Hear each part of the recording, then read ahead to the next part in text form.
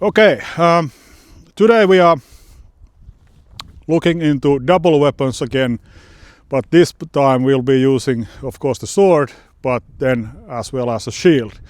So this is actually my sparring shield. It's a little bit over 3 kilograms, kind of Viking type of shield. Not too big, not too small, maybe mid-size. So Cassani in his military manual, he tells us that the weapon use for double weapons is the same for two swords, but also sword and shield. So what does he mean? So if you remember the two sword basic use, they are based on the principles that both arms are doing this circle, so the sword is doing this, and then of course the other sword, and in our case the shield, it's gonna be doing the same. And the reason here is like we are trying to conserve the momentum as much as possible.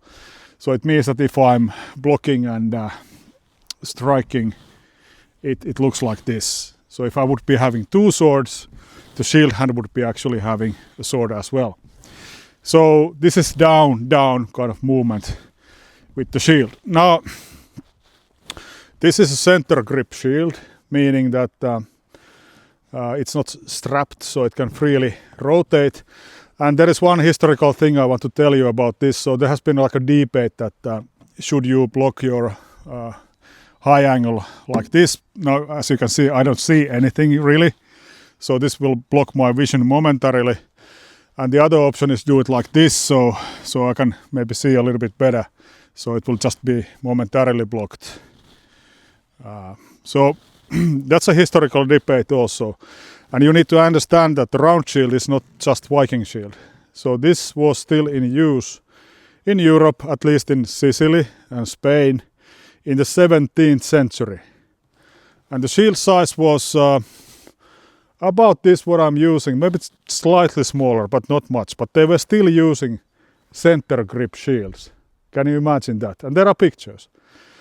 So there are even manuals, like how it's used. No, it's not the buckler. It's not the small shield. It's really a big one. And there are fighting styles for that. But those are kind of civilian, more like rapier with center grip shield styles. And Cassani in his military manual, he's talking about the military use of the two weapons, which is quite different. So the basic exercise you can do if you're having a shield now. So like with sword, previously we were looking like this, how to block with the sword. So you have opposing parry here and then opposing parry here. So basically two parries kind of opposing the force. So it's the same thing with the shield. So if somebody is cutting to my right, I can just try to hit that with the boss or the center part of my shield. So the boss is this round thing. It's usually metal because it gets hit a lot. So personally I use this kind of block that I will put this here and then I will come back. But it's doing the circle. So you block it here. And the other option what you can do is block here. So if somebody's cutting at your leg, you use this downward motion, you can block it here with the shield. So your leg doesn't get hit. So high block, low block, high block, low block. And now depending on if they are targeting very low of your leg, with the shield of course you need to go down. So this is one shield exercise you can do actually. So I'm not doing anything with the sword yet. Yeah, of course it's heavy. You have to practice. And if you're wearing armor, it's even more heavy, but what can you do? So that's like the basic use of the shield. So now if I block with the shield, I will then cut with my sword. So this is high block, high cut. So very similar to two swords. But I can also low block with the shield here and then cut with the sword. So it's just low block, cut, low block, cut. Because obviously you cannot cut through your own shield. So you always have to remove the shield, open a space for your sword to cut, and then you can cut. So This is kind of the first drill with the sword and shield, what I would do if I would start right now.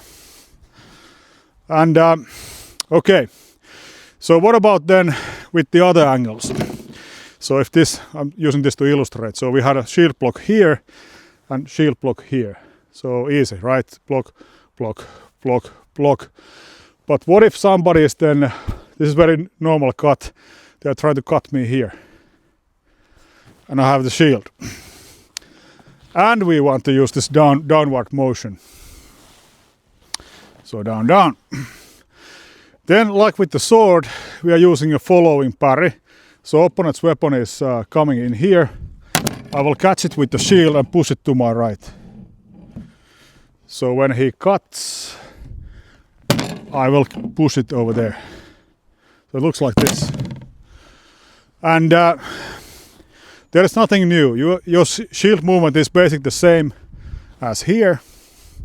But now you are just, because he cuts you, the funny thing with center grip shield is they always align to the incoming blow. So it's quite easy to push your opponent's sword over there. So you just same motion and then you cut. Same motion and then you cut. And what usually happens when you try this in sparring, so if I would be cutting and now you are pushing, your opponent ends up something like this. They kind of overcut, especially if they are new. So they're totally open and then you can cut their back or whatever. So this is following the force. But the shield movement, it's still the same. So this is not complicated, as I like to say. Okay. Then what about if the opponent cuts to my leg or front leg from the right or this leg? So if you're using shield motion like this, then it's a little bit more tricky depending on how you go. So you come up and then you drop your shield here. This is more like a passive block. So you drop it here and then they will hit somewhere here, but they can't get your leg.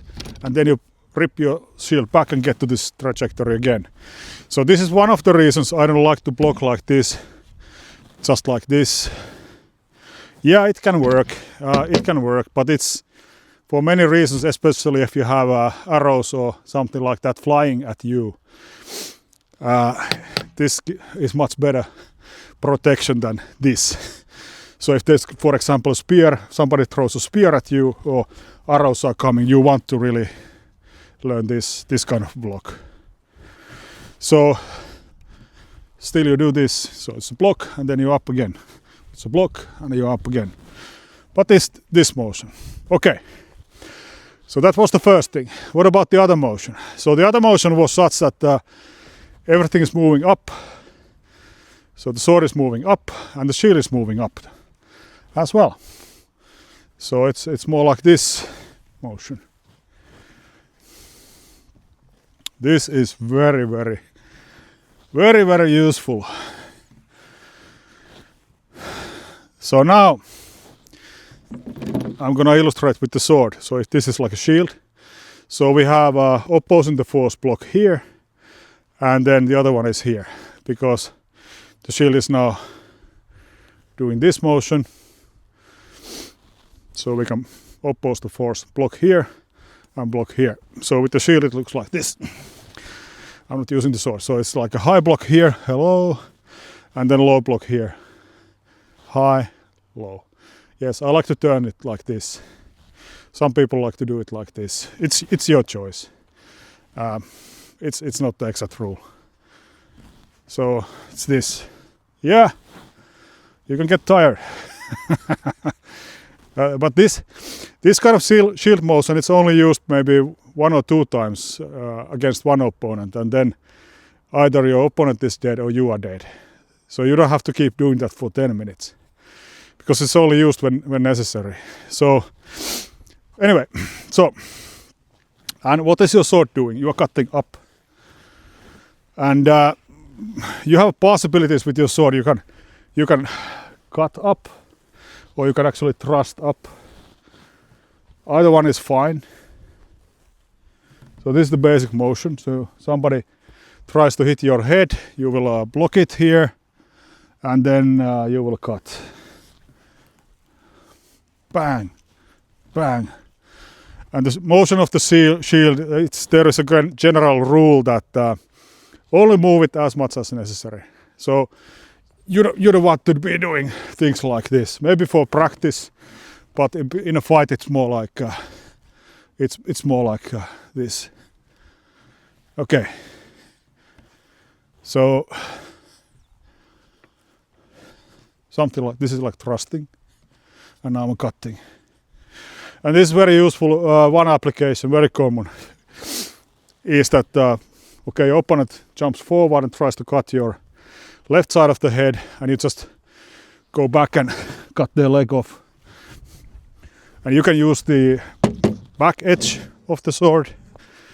So this edge, which is typically facing you, you can use that to cut your opponent's leg. So you cut the leg, right? Or you can just thrust. Very, very useful. Very basic technique. So those are kind of dueling techniques with this one.